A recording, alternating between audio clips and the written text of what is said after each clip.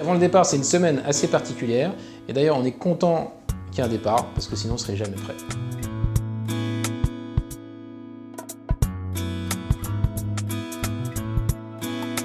La semaine avant le départ, j'ai eu un stress extrêmement paralysant, comme la peur de l'inconnu. Et j'avoue que c'est une sensation qui m'a beaucoup surpris. Le jour du départ, c'est surtout beaucoup d'émotions. Beaucoup d'émotions parce qu'on quitte ses proches, sa famille. L'image que je retiens, c'est d'être dans l'écluse avec ce bagad breton qui joue, toute la famille qui est autour, qui nous encourage, qui nous salue, les concurrents aussi qui s'encouragent avant le départ. On passe du mode projet au mode réalité, c'est plus un rêve, on est dans le vif du sujet et ça y est, on largue les amarres, c'est parti.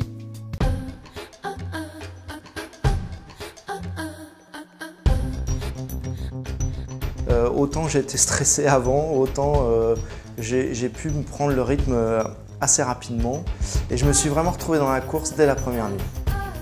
Le début de la course a été pour moi assez éprouvant, j'avais du mal à m'alimenter, du coup j'étais pas forcément dedans.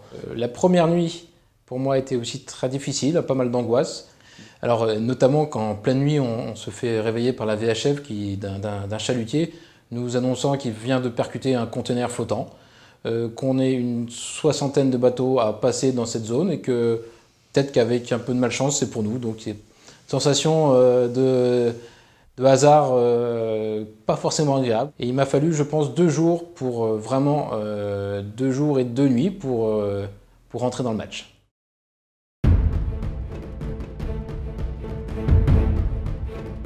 Depuis le début, on savait qu'à cet endroit, on allait se prendre un coup de chien, 35, 40 nœuds. Et ben, ça n'a pas loupé. Quand le coup de vent est arrivé, on avait envie de tenir les voiles au maximum, le plus longtemps possible, parce qu'on voulait revenir au classement, on était motivés. Et on a sans doute payé de notre inexpérience parce que le fait de vouloir tenir, c'est aussi pas forcément anticipé. Et du coup, on a cassé. Et là, après, on a eu du mal à se remettre dans le bain, à remettre de la toile. Et je pense que c'est des choses qu'on a beaucoup appris sur cette première étape.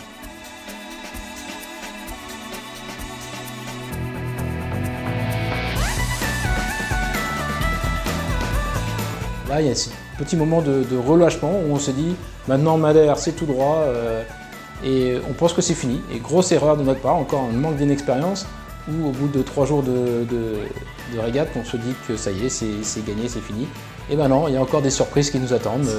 Il y a encore du vent sous les grains, il y a encore du vent soutenu et on se fait surprendre par la mer, par la course. Et en fait, c'est jamais fini et ça ne finit qu'à l'arrivée. Mais je tiens vraiment à remercier le bateau qui était juste derrière nous, en l'occurrence Tartampion, qui nous a poussés dans nos retranchements et qui nous a permis de tenir jusqu'au bout et d'être en mode course jusqu'à l'arrivée.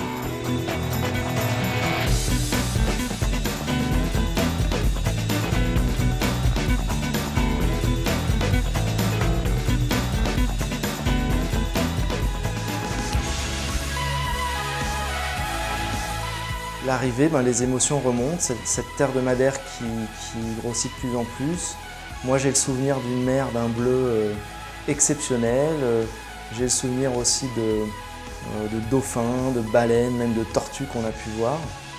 C'est nos enfants qui vont nous sauter dans les bras, des concurrents qui vont te tendre la main pour t'aider à amarrer ton bateau. C'est une première bière partagée avec la famille, avec les concurrents, avec les organisateurs. C'est de se dire qu'on va passer une bonne nuit dans un bon lit, dans une belle maison qui ne bouge pas. C'est tout ça. Ce que je retiens de cette première étape, c'est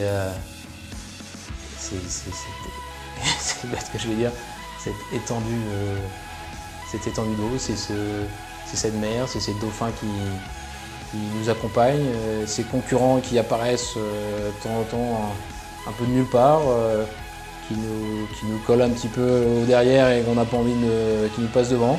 C'est aussi le fait de se dire qu'on a réussi cette première étape, qu'elle est achevée, et puis on n'a qu'une envie, c'est de repartir pour la deuxième, donc rendez-vous le 24 janvier.